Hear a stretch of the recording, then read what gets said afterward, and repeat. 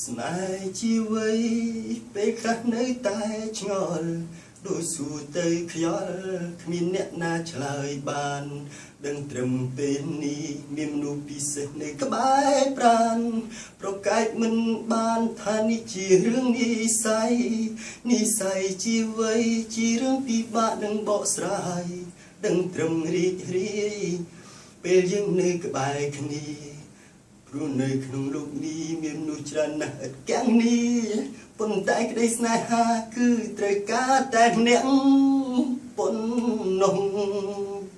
ទោះជាយ៉ាងណាក៏នៅតែគ្មានអ្នកណាល្អជាងរូបអូនជីវិតនេះមានអូនតែម្នាក់បងហាក់មានអ្វីទាំងអង្គអរគុណដែលអូនស្រឡាញ់បងទាំងបងគ្មានអ្វីសោះឲ្យបងសុំទោសព្រោះបងអ្នកក្រ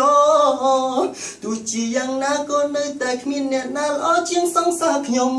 សើចយំតែងតែមានរូបអូនកំដរអរគុណដែល